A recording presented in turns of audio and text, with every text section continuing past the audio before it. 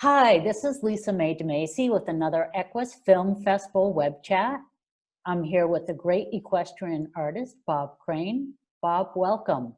Thank you so much. It's such a pleasure to be included in this webcast. The transition you made from being a creative director at an advertising agent, I mean, like Lisa and I were talking about it, and what a leap. I mean, it just, she said, like, it's so great because it means that you inspire people to do things that they think they can't do or that they're afraid of doing. Right, right. So it was a leap of faith, and I was divorced for it, but that's neither here nor there. I have always, since I was a baby, loved horses. I have a photo of me at 4 during Christmas, and my toy is a plastic horse. And one day I was driving around on a Sunday, and the advertising agency that was a rough week. And I thought, I need to do something that I love. And so I drove into the countryside and found a facility where I knew there were horses, and I just drove up there. I said, you guys, I have to ride a horse. Can you give me a lesson? Well, we don't do that. I said, no, you don't understand. I have to have a lesson.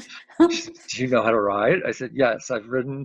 I used to jump when I was a kid, and I need to be on a horse. She says, okay, well, lessons are $50. I said, okay. So I got the lesson, and I literally, that emotion you get when you're in love, that euphoria? Well, it was that for a week. And I thought, I'm not in the right work. And I had heard, what was his name? I forget the gentleman. I heard a blog post one time about how you find your passion between the ages of 8 and 12, and you're lucky if you can then pursue them when you're in your 40s or 50s. And so I did. I said, okay, that's it. And so I gave notice at work, and well, first I spent a year working a horse that I had leased, and the gal who was working with me said, why don't we partner up and you do the up down lessons and I'll do the jumping lessons. And I said, okay, well, there's a job. So that's what I did, and I made enough money, almost as much as I was in advertising. We had a number of clients, and lessons were, not expensive, but there were a lot of kids. So we that went along for a pretty long time, and that's how I got into eventing.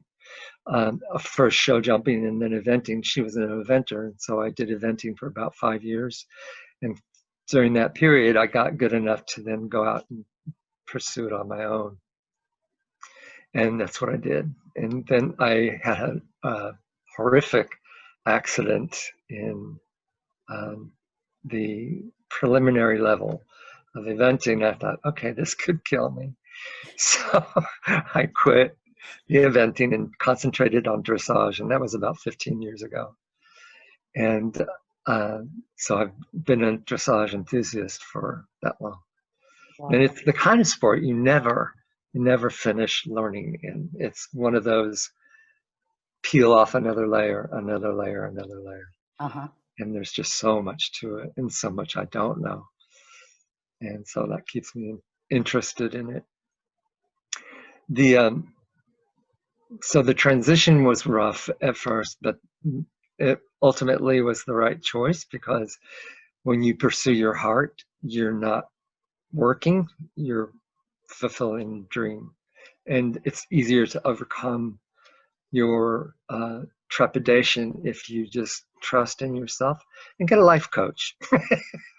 I did. I had a life coach for a little while, and she helped me sort through and prioritize what was the most important, and that helped significantly.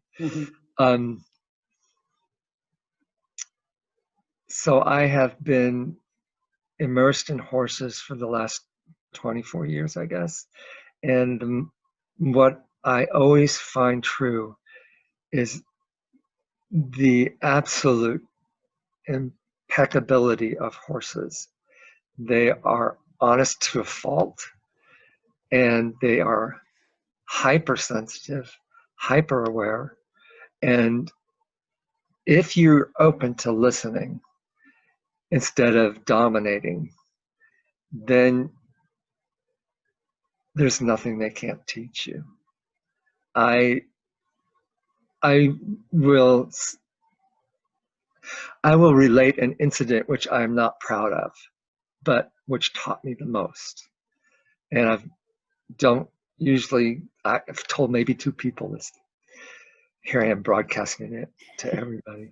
I had a horse who was an incredible gentleman, and his name was Bartok. I was learning dressage. I was not a pro by any stretch of the imagination, and never will be. But I couldn't get him to do a particular thing, which is called the shoulder in. He was a huge horse, 18 hands, big old Oldenburg, and imported from Canada. And here I'm trying to get him, and I'm thinking it's because he's so big, he's just not listening. And at one point I got so angry because I couldn't get him to do what I wanted him to do, that I literally got off and whipped him with my whip until he was just shaking.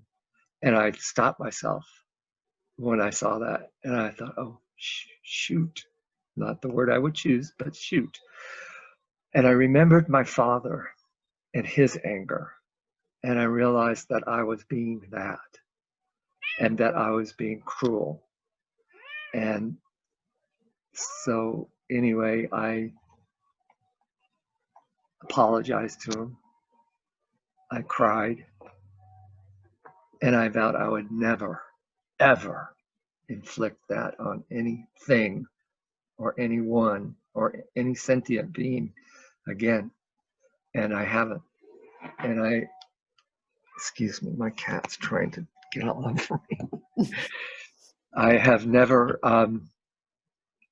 lost my patience, because what I realized is that my anger was based in fear and control.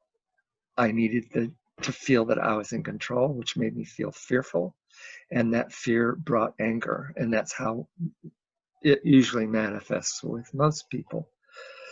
And it's not only made me a better person, it was one of the most valuable lessons I could have ever had at the behest of my dear friend.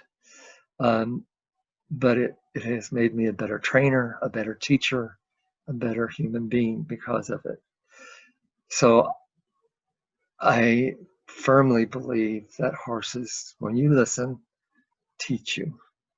And it doesn't have to be violent. It's very subtle, actually. And if you're aware and you pay attention and you let them speak to you, and it's mostly through their eyes, but also their body, that's how they communicate. Mm-hmm. I mean, they do that in a herd. That's how they establish the hierarchy. So, that being said, it actually has kind of freed me up a bit. I feel less burdened. I have managed to take that and carry it into my horsemanship, and feel that people need to become more aware and not just use their horses as horses. And I don't mean that sarcastically. I mean it in a way that it's not just a horse. It's a sentient being. It has feelings.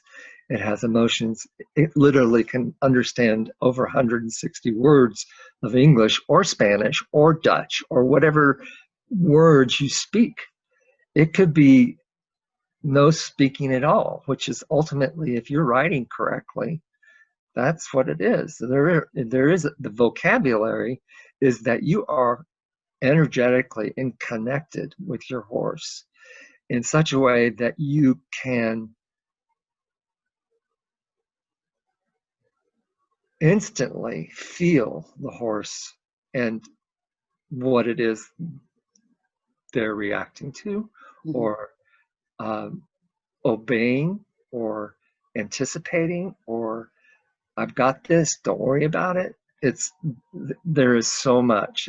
It's almost as, for me, it's more than communicating with a human being, because we can talk, but it's such a messy communication. Words don't convey, emotions convey, and faces convey, and body language conveys. For me, that's what I love. I love the subtlety of it all, the nuance, Mm-hmm. and watching a horse move and knowing what's up. And so, to segue into my art, I use that as a platform. What I try to convey in my paintings, such as Omnipresent, is that she is all knowing, not that she understands everything, but she's aware.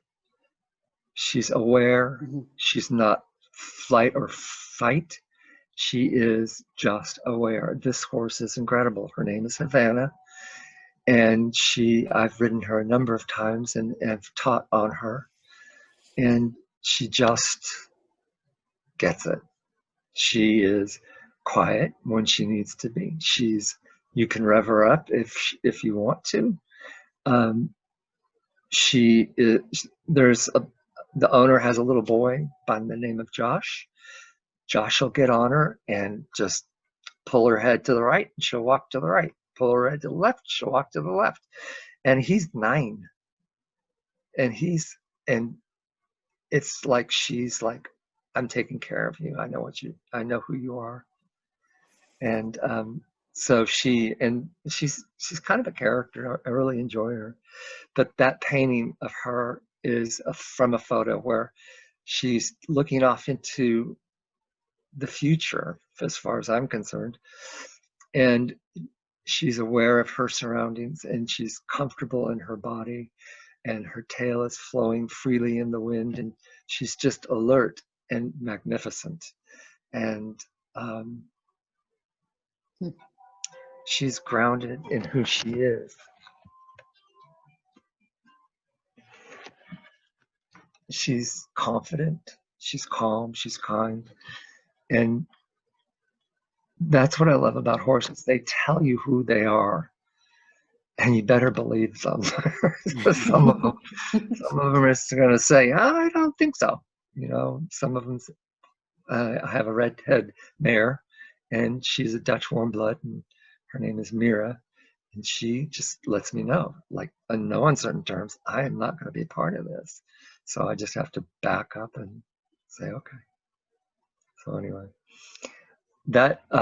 so yeah, the my body of work is, over the last 3 years, have been what I call um, abstractionisms, and then I bring them into focus. I create backgrounds on rather large pieces, and then I bring them into the realm of the world. So I'm expressing emotion through the throwing of paint and dyes and water and pigment and gold leafing, bronze leafing, whatever. And then I look at it and I'm thinking, okay, where is the horse in this? And I'll see something and I'll enhance on it. And sometimes I use reference photos for and just build them into the emotional quality of it. And then sometimes I don't have a background to start with. I just paint. But I particularly like that methodology because it allows me to express whatever I'm feeling, whether it's anger or joy or frustration or um, peace. Um, so that's the way I try to communicate. And then because I am an equestrian. I love bringing the horse into it, or aspects of the horse, the accoutrements, as it were. Mm-hmm. So I that's me. Yeah, that's very good. Is there anything else that you'd like our audience to know about your work? I mean, you share a lot of your background. So my work is, I have been self-taught. I have never gone to school for art. I just would get a book and read it and do it. And I have always been adroit at that.